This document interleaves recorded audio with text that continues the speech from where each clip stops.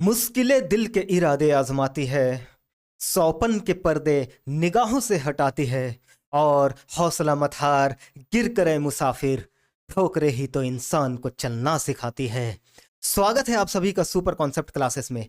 आज हम लोग 11th क्लास का बायोलॉजी में मोस्ट इंपॉर्टेंट क्वेश्चन जो एमसीक्यू क्वेश्चन बनता है वो आज हम लोग देखते हैं। नंबर 1 क्वेश्चन क्या कहता है? नंबर 1 क्वेश्चन कहता है which of the following is are used as food supplement by space traveller. यानी कि अंतरिक्ष यात्री जो होते हैं वो अंतरिक्ष में अपने भोजन के रूप में क्या लेकर जाते हैं, क्या लेकर जाते हैं? तो वो लेकर जाते हैं स्पिरुलिना तथा क्लोरेला। क्या लेकर जाते हैं? स्पोरुलिना तथा क्लोरेला। ये क्लोरेला जो होता है ये इसमें बहुत ज़्यादा मात्रा में हाई लेवल मात्रा में प्रोटीन और मिनरल्स पाए जाते हैं जो वहाँ पर खाते हैं। ठीक है, अगला प्रश्न हम लोग जैसे ही देखते हैं इसमें।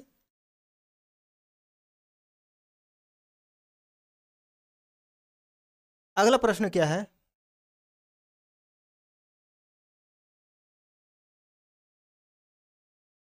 Mycorrhiza. Mycorrhiza is an association of which of the following. यानी कि माइकोराइजा जो होता है ये एसोसिएशन होता है किसके किसके बीच का? तो ये होता है फंगी तथा पाइनस, यानी फंगी एंड पाइनस। पाइनस एक पेड़ होता है, फंगस और पाइनस के बीच के जो कड़ी होता है, जो एसोसिएशन होता है, वो कौन होता है? माइक्रोराइजा। कौन सा होता है? Mycorrhiza. Mycorrhiza is the association of which of the following is fungi and pinus. ठीक है ना, इसका आंसर क्या होगा? Fungi and pinus. अगला प्रश्न हम लोग देखते हैं।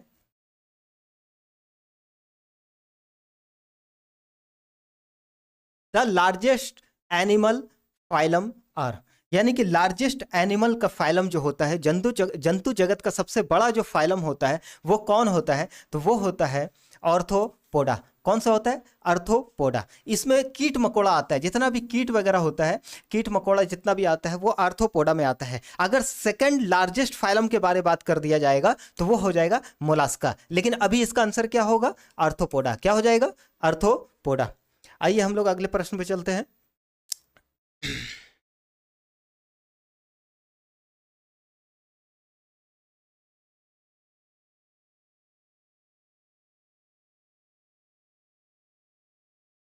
क्वेश्चन नंबर 4, निम्न में से कौन सा गुण एक स्तनपायी की विशिष्ट पहचान होती है? यानी कि which of the following is the specific identification of mammals.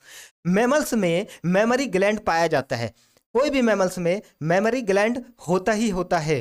दूसरा, एक्सटर्नल ईयर, यानी कि कान जो होता है, कोई भी मैमल्स में कान जो होता है वो बाहर निकला हुआ रहता है, यानी कि ये भी सही हो जाएगा। दूसरा क्या होता है? मैमल्स में हेयर पाया जाता है, मैमल्स में हेयर पाया जाता है, गाय, बकरी। ठीक है, ये सब जितना देखिए ये सब में क्या पाया जाता है? बाल पाया जाता है। ठीक है, यानी कि बॉडी में हेयर भी हो जाएगा। यानी कि इसका सही उत्तर क्या होगा? All of the above. इसका सही उत्तर क्या होगा? All of the above. कोई दिक्कत? अगले प्रश्न पे आते हैं हम लोग।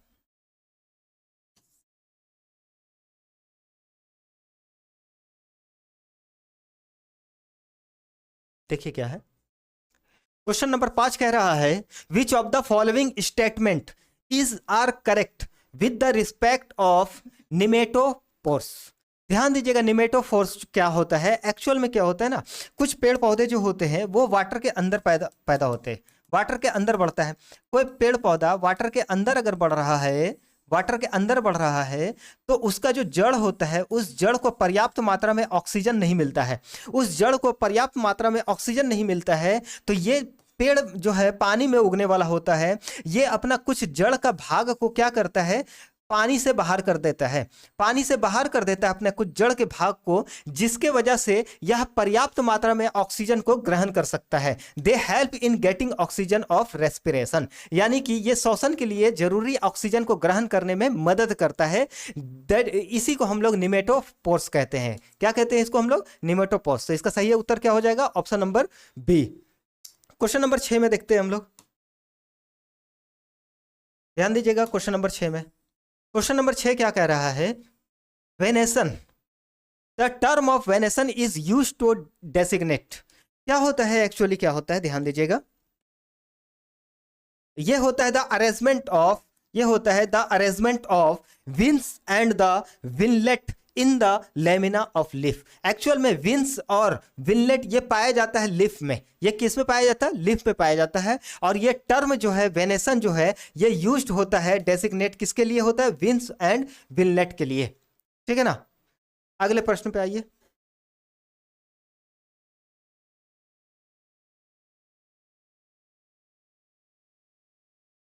क्वेश्चन नंबर 7, ध्यान दीजिएगा। क्वेश्चन नंबर 7 क्या कह रहा है? क्वेश्चन नंबर 7 कह रहा है which of the following pair is correctly match. कह रहा है कि निम्नलिखित में से कौन सा युग्म सही सुमेलित होगा। सही सुमेलित कौन सा हो जाएगा? आइए ध्यान दीजिएगा। कह रहा है बाइसेक्सुअल फ्लावर जो होता है उसमें स्टेमन्स या तो केवल स्टेमन्स पाया जाता हो या केवल कार्पल्स। तो ये तो बिल्कुल गलत है। ये तो बिल्कुल गलत है। कोई भी बाइसेक्सुअल फ्लावर है तो उसमें स्टेमन भी पाया जाएगा, साथ ही साथ कार्पल भी पाया जाएगा। अगला प्रश्न है, अगला ऑप्शन है कि यूनिसेक्सुअल जो होता है, एक लिंगी फ्लावर जो होता है उसमें flower having both stamen as well as carpel. क्या उसमें स्टेमन और कार्पेल दोनों पाया जाता है? बिल्कुल गलत, बिल्कुल गलत। इसमें केवल या तो स्टेमन पाया जाएगा या तो कार्पेल पाया जाएगा। अगला ऑप्शन जो है root develop from radicle. Very good, सही, यही सही आंसर होगा। रूट जो है ये डेवलप होता है रेडिकल से। किससे डेवलप होता है? रेडिकल से डेवलप होता है। इसका आंसर हो जाएगा ऑप्शन नंबर सी। आइए अगले प्रश्न पे चलते हैं हम लोग। क्वेश्चन नंबर 8 कह रहा है रंध्र मदद करते हैं स्टोमेटा हेल्प इन। स्टोमेटा जो है ये हेल्प करता है regulate of transpiration gaseous exchange. ध्यान दीजिएगा। वाष्पोत्सर्जन के विनिमय, गैसों का विनिमय, उपरोक्त में से दोनों। बिल्कुल सही, उपरोक्त में से दोनों। क्या हो जाएगा? ऑप्शन नंबर सी, यानी regulation of transpiration and gaseous exchange. ये दोनों इसका आंसर होगा। यानी रंध्र जो होता है वो मदद करते हैं इन दोनों ऑप्शन के साथ। अगले प्रश्न पे आते हैं हम लोग। Question number 9। क्वेश्चन नंबर 9 कह रहा है पादपों में सहवनीय तंत्र का निर्माण निम्नलिखित में से कौन कौन करता है? The vascular system in plant is composed of which of the following. कौन कौन सा करेगा? Xylem and phylum. कौन करेगा? Xylem and phylum.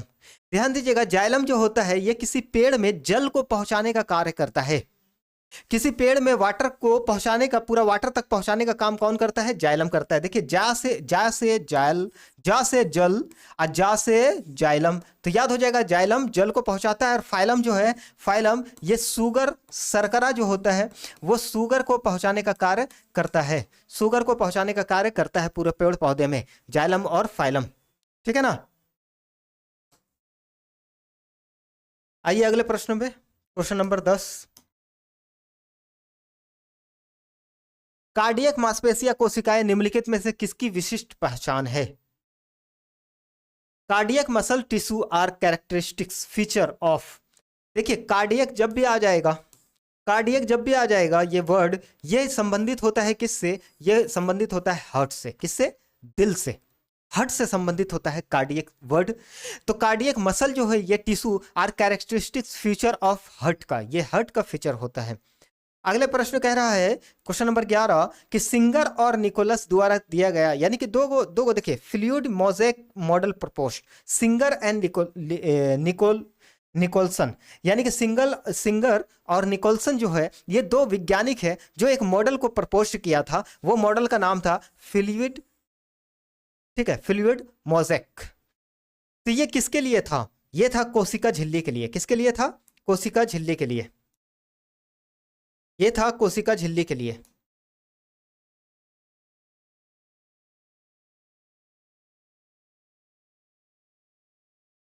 Cell membrane के लिए। किसके लिए? सेल मेम्ब्रेन के लिए। अगला प्रश्न कह रहा है क्वेश्चन नंबर 12, ध्यान दीजिएगा। क्वेश्चन नंबर 12 कहा सही सुमेलित युग्म का चुनाव कीजिए। Choose the correctly match pair. ध्यान दीजिएगा क्या है इसमें ABCD में कौन सा एक ऐसा पेयर है जो सही सुमेलित कर रहा है, सही मैच कर रहा है, बाकी सब गलत है। तो सही मैच करने वाला है एलियोप्लास्ट। ठीक है ना, ये आपका सही उत्तर होगा, एलियोप्लास्ट। ध्यान दीजिएगा एक चीज और कि यहाँ पे इलियोरोप्लास्ट जो है ये प्रोटीन का निर्माण करता है और एमाइलोप्लास्ट जो है ये कार्बोहाइड्रेट का निर्माण करता है, लेकिन ये आपस में मैच नहीं कर रहा है। ठीक है ना, आपस में मैच नहीं कर रहा है। मैच कौन कर रहा है? इलियोप्लास्ट। ऑप्शन नंबर सी।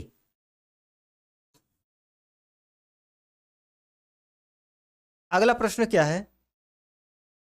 पेप्टाइड। पेप्टाइड बंध निम्न में से किसमें मिलता है? पेप्टाइड बंध निम्न में से किसमें बनता है? Peptide bond is found in present. Peptide bond found in present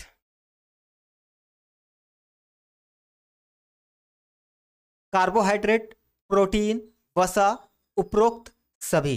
क्या होगा इसका आंसर? इसका आंसर हो जाएगा प्रोटीन। ध्यान दीजिएगा, इसका आंसर हो जाएगा क्या?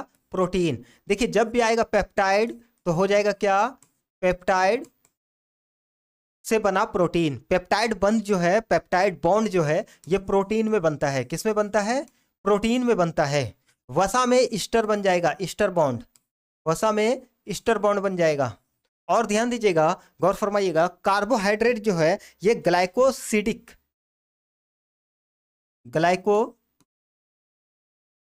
बॉन्ड बनाता है। ये सब ऑप्शन दे सकते हैं आपको, पर इसका सही आंसर क्या है? प्रोटीन। प्रोटीन पेप्टाइड बॉन्ड बनाता है। अगले प्रश्न पे आते हैं हम लोग। क्वेश्चन नंबर 14 कह रहा है which of the following statement is are correct? Correct statement को बताइए। तो ध्यान दीजिएगा, rubisco is the most abundant protein in the whole biosphere. बिल्कुल सही। ये रूबिको जो प्रोटीन होता है ये पूरे के पूरे बायोस्फीयर में सबसे ज्यादा पाया जाता है। मोस्ट एबंडेंट, सबसे ज्यादा पाया जाता है। ये तो बिल्कुल सही है।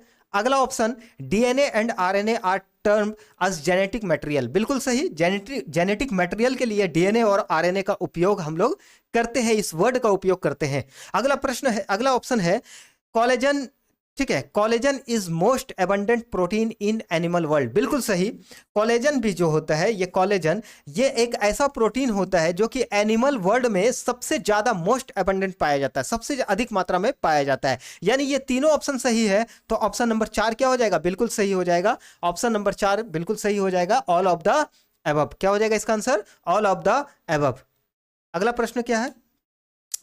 अगला प्रश्न देखिए, 15 नंबर कह रहा है काइज्मा का निर्माण, यानी कि chiasma formation takes place at which of the following stages of meiosis. Meiosis के दौरान जो होता है काइज्मा स्टेटस फॉर्मेशन, ये कहां पर होता है? तो ये होता है डिप्लोटीन में। कहां पर होता है? डिप्लोटीन में। डिप्लोटीन में होता है। Option number A. अगला प्रश्न देखिए, क्वेश्चन नंबर 16। क्वेश्चन नंबर 16, सजातीय यानी कि the complex form by pair of synapsed homologous chromosome is called as bivalent, tetravalent, all of the above. क्या होगा? या उपरोक्त में से कोई नहीं। तो ध्यान दीजिएगा, अगर हम लोग यहाँ क्रोमोसोम बनाते हैं तो ये पेयर के रूप में पाया जाता है, यानी कि बाइवेलेंट होता है। कैसा होता है? बाइवेलेंट होता है। और साथ ही साथ ये क्रोमोसोम जो पेयर के रूप में होता है तो बाइवेलेंट होता है। और अगर इसको सिंगल करके देखेंगे तो आप बोलिएगा सर एक क्रोमोसोम, दूसर का क्रोमोसोम, तीसर का क्रोमोसोम और ये 4 गो क्रोमोसोम। बात समझे ना? ये चारों क्रोमोसोम अगर अलग अलग करके देखेंगे तो क्या हो जाएगा? ये टेट्राड हो जाएगा। ये क्या हो जाएगा? टेट्राड हो जाएगा। यानी complex form of pair of synapsed homologous chromosome जो होता है इसको हम लोग बाइवेलेंट तथा टेट्राड दोनों कह सकते हैं। बाइवेलेंट तथा टेट्राड दोनों कह सकते हैं। साथ में जोड़ेंगे तो जोड़ा के रूप में बाइवेलेंट, अलग अलग करके देखेंगे तो टेट्राड हो जाएगा। यानी आंसर क्या हो जाएगा? All of the above. Answer क्या हो जाएगा? All of the above. इसका आंसर क्या हो जाएगा? All of the above. Option number C. आइए अगले प्रश्न पे आते हैं हम लोग। Question number 17। क्वेश्चन नंबर 17 कह रहा है which of the following statement is are correct बताना है which respect to meiosis. Meiosis के दौरान क्या होगा? It help formation of gamete. बिल्कुल सही, फॉर्मेशन होता है इसमें गैमेट का। मियोसिस के दौरान। It is known as the reductional division, बिल्कुल सही, रिडक्शनल डिवीजन भी होता है। साथ ही साथ during meiosis number of chromosome reduce to half, chromosome जो होता है वो रिड्यूस होकर हाफ हो जाता है, यानी इसका ऑप्शन नंबर 4 सही होगा, डी सही होगा, ऑल ऑफ द एबव। क्या होगा? All of the above, option number D सही हो जाएगा। अगले प्रश्न पे आते हैं हम लोग। क्वेश्चन नंबर 18 कह रहा है कि जल के विखंडन का संबंध निम्नलिखित में से किसमें है? Splitting of water is associated with pH2। pH2 यानी फोटो सिस्टम, फोटो सिस्टम इसका फुल फॉर्म होता है, याद रखिएगा, 2। फोटो सिस्टम 2 जो होता है ये splitting of water is associated with pH2 के थ्रू होता है, ठीक है ना। जल के विखंडन का संबंध जो होता है वो pH2 फोटो सिस्टम 2 के तहत होता है। अगला प्रश्न क्या है? अगला प्रश्न आपका कह रहा है 19 नंबर में कि which of the following statement are not correct. Not correct के बारे में पूछ रहा है, यानी कि यहां पर इन C4 प्लांट, इसका आंसर हो जाएगा D number. In C4 plant primary CO2 acceptor is ठीक है, ऑक्सैलोएसिटिक एसिड, ठीक है, ऑक्सैलो एसिटिक एसिड। तो ध्यान दीजिएगा, यानी कि which of the following statement is not correct. C4 plant में जो होता है primary carbon dioxide acceptor is not oxalo acetic acid होता है, ऑप्शन नंबर डी हो जाएगा। क्वेश्चन नंबर 20 में कह रहा है, क्वेश्चन नंबर 20 में कह रहा है कि oxygen in blood is mainly transported us. Oxygen जो ब्लड में जो ऑक्सीजन होता है वो ट्रांसपोर्टेड जो होता है वो किससे होता है? सबसे अधिक मात्रा में किससे होता है? देखिएगा, ध्यान दीजिएगा, 97% जो होता है ये आरबीसी के थ्रू होता है। किसके थ्रू होता है? आरबीसी के थ्रू 97% होता है, जिसको हम लोग कहते हैं ऑक्सी हीमोग्लोबिन। यानी ऑक्सीजन जो है वो हीमोग्लोबिन के साथ मिल जाता है, ऑक्सीजन जो है हीमोग्लोबिन के साथ मिल जाता है, और 97% जो हम लोग का शरीर में ऑक्सीजन जो पहुंचाया जाता है वो आरबीसी के थ्रू पहुंचाया जाता है, और 3% जो है वो प्लाज्मा के थ्रू पहुंचाया जाता है। किसके थ्रू? प्लाज्मा के थ्रू पहुंचाया जाता है, ठीक है ना। ऑप्शन नंबर बी हो जाएगा। अगला प्रश्न क्या कह रहा है? क्वेश्चन नंबर 21 कह रहा है volume of air inspired of or expired during normal respiration in called as. कह रहा है कि उस एक सामान्य श्वसन के दौरान, यानी कि क्वेश्चन में कह रहा है कि हम लोग श्वसन जो लेते हैं, सांस लेते हैं अंदर, तो सामान्य तौर पर कितना सांस वॉल्यूम में अंदर जाता है और बाहर जाता है। तो जब हम लोग एक बार सांस लेते हैं सामान्य मात्रा में, एक बार सांस लिए तो 500 ml, यानी कि उसको, उस वॉल्यूम को हम लोग कहते हैं टाइडल वॉल्यूम। और ये 500 ml हम लोग, एक पेप्सी का बोतल देखे ना, पेप्सी के बोतल के जितना पेप्सी का बोतल 500 ml वाला जो पीते हैं, उतना वॉल्यूम जो होता है, उतना वॉल्यूम हम लोग सांस लेते हैं, उतना वॉल्यूम के मात्रा में हम लोग सांस लेते हैं, और उसको हम लोग कहते हैं टाइडल वॉल्यूम। क्या कहते हैं हम लोग? टाइडल वॉल्यूम, ठीक है। इसका आंसर क्या हो जाएगा? Tidal volume. 500 ml याद रखिएगा बाबू। एक बार सांस लेने के दौरान, एक बार सांस लेते हैं और छोड़ते हैं तो कितना ml हम लोग का वॉल्यूम घेरता है? तो 500 ml वॉल्यूम घेरता है। कोई दिक्कत यहां तक? अगला प्रश्न देखिए, अगला प्रश्न कहा question number 11 which of the following statement is not correct के बारे में पूछ रहा है, जो कि आरबीसी से संबंधित नहीं है। क्या हो सकता है? RBC is by concave in shape. ये तो बिल्कुल सही है बाबू, ये तो बिल्कुल सही है, ये बाय कॉन्केव के रूप में शेप में पाया जाता है RBC. Number B, it has average life span of 120 days. यानी कि आरबीसी जो होता है ये हम लोग का शरीर में 120 दिन तक जिंदा होता है। कितना दिन तक? 3 महीना 120 दिन तक जिंदा होता है, 4 महीना तक, ठीक है ना। It has average life span of 120, ये भी सही हो जाएगा आंसर। हमको नॉट करेक्ट के बारे में पूछा है। क्या पूछा है? नॉट करेक्ट हो, ठीक है। अगला ऑप्शन है spleen is known as graveyard of RBC. बिल्कुल ये भी सही हो जाएगा। हम लोग का स्प्लीन जो होता है उसको कब्रिस्तान कहा जाता है, यानी आरबीसी का कब्रगाह जो होता है वो स्प्लीन होता है। तो spleen is known as graveyard of RBC, बिल्कुल सही। तो ऑप्शन नंबर सी, डी जो होता है यही गलत हो सकता है। क्या कह रहा है? They are also known as leucocyte, बिल्कुल गलत। आरबीसी को कभी भी ल्यूकोसाइट नहीं कहा जाता है। यही आपका आंसर क्या हो जाएगा, सही हो जाएगा, क्योंकि ये स्टेटमेंट गलत है। अगला प्रश्न क्या कह रहा है, क्वेश्चन नंबर 23 कहा एरिथ्रोब्लास्टोसिस पिटेसिस निम्न में से किससे संबंधित है, किससे संबंधित है? तो ध्यान दीजिएगा, यह संबंधित है RH नेगेटिव और RH पॉजिटिव, यानी कि माता जो होती है, ये माता का ब्लड ग्रुप नेगेटिव होगा, और पिता, ये पिता यहां पे नहीं होना चाहिए, ये पिता गलत है, बल्कि फॉइटस होना चाहिए, ठीक है ना, भ्रूण, भ्रूण होना चाहिए, यही सही आंसर होता। फॉइटस जो होता है, ये पिता या फॉइटस बोलिए, पिता या फॉइटस का पॉजिटिव होना चाहिए। अगर पॉजिटिव होगा फॉइटस का, ठीक है, फॉइटस का ब्लड ग्रुप पॉजिटिव होगा और माता का ब्लड ग्रुप नेगेटिव होगा, तो इस दौरान जो होता है, इस दौरान जो एक तरह से कह सकते हैं हम लोग डिजीज हो जाता है, जिसको एरिथ्रोब्लास्टिस कहते हैं। इसके दौरान निमोनिया हो जाता है। बच्चा को सुने होंगे, निमोनिया अक्सर हो जाता है, हफनी हफ्ता है, हफ हफ हफ हफ, पूरा हफनी हफ्ता है।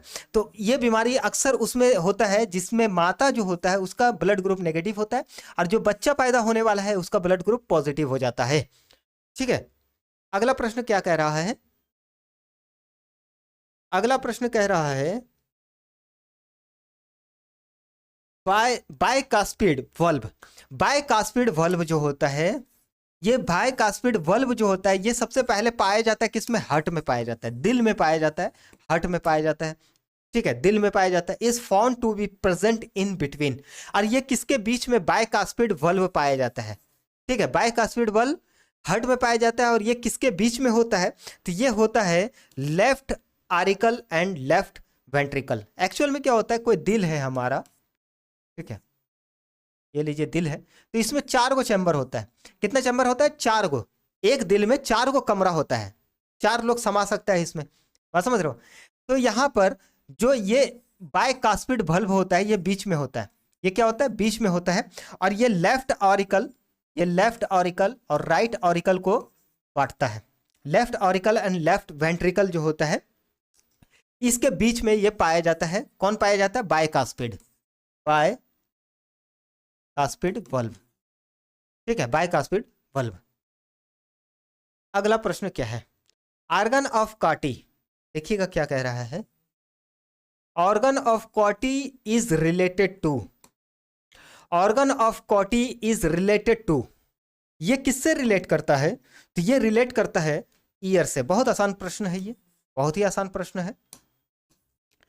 ऑर्गन जो है, कॉटी जो होता है, ये किस ऑर्गन में पाया जाता है, ईयर में पाया जाता है, कान में कॉटी का पाया जाता है। अगला प्रश्न भी शायद आसान ही लग रहा है, नेत्र के संबंध, नेत्र की, देखिए क्या कह रहा है, नेत्र की सबसे भीतरी परत क्या कहलाती है। बहुत आसान प्रश्न है। नेत्र यानी कि the inner most layer of eye is known as, inner most layer eye का कौन सा होता है, रेटिना होता है। ऑप्शन नंबर सी, कौन होता है, रेटिना होता है, ठीक है।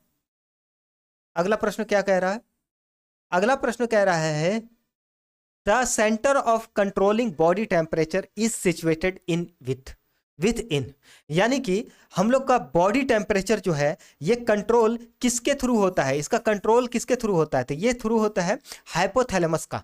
हाइपोथैलेमस एक्चुअल में बॉडी कंट्रोल, बॉडी में जो टेम्परेचर का कंट्रोल होता है वो हम लोग का ब्रेन से होता है, बट यहाँ पे ऑप्शन ब्रेन नहीं है।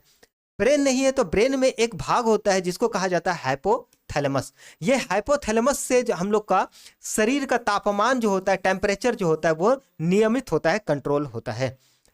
अगला प्रश्न क्या कह रहा है, अगला प्रश्न कह रहा है कि which of the following hormone is are secreted by neurohypo, क्या लिखा है, न्यूरोहाइपोफाइसिस। हाँ, क्या होना चाहिए,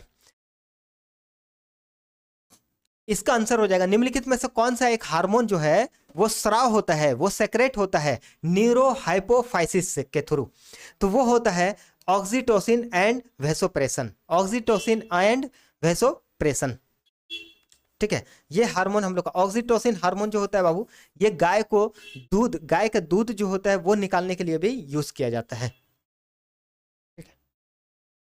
अगला प्रश्न क्या है, आपातकालीन, यानी कि which of the following is also known as an emergency hormone. Emergency hormone के रूप में किसे जाना जाता है? इमरजेंसी हार्मोन के रूप में किसे जाना जाता है? तो वो जाना जाता है एड्रेनलिन। एड्रेनलिन हार्मोन जो होता है ये इमरजेंसी हार्मोन के रूप में जाना जाता है। साथ ही साथ इसे लड़ो और उड़ो हार्मोन भी कहते हैं। लड़ो और उड़ो हार्मोन भी कहते हैं। फाइट एंड फ्लाइट, ठीक है, या तो फाइट करो और या तो फ्लाइट हो जाए, एकदम भाग जा, समझे। फाइट एंड फ्लाइट हार्मोन भी कहा जाता है। एड्रेनलिन हार्मोन, इसे इमरजेंसी हार्मोन, लड़ो और उड़ो hormone, fight and flight hormone भी कहा जाता है।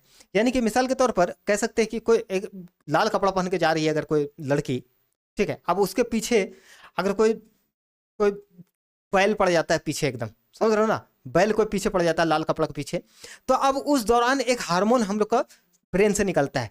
वो हार्मोन कौन सा हार्मोन, वो कहाँ से निकलता है? एड्रेनलिन हार्मोन जो होता है ये किडनी से निकलता है, ठीक है। और ये हार्मोन हम लोग को कहता है कि भाग, फ्लाइट कर जाए। यहाँ पर लड़ना नहीं है, लड़ना फाइट नहीं करना है, या तो लड़ो या तो उड़ो। तो उड़ना ज्यादा अच्छा है। अगर कुत्ता दौड़ा रहा है तो रुक जाओ, लड़ो उससे। कुत्ता दौड़ाया तो रुक जाओ, भागो मत। बात समझ रहे हो ना?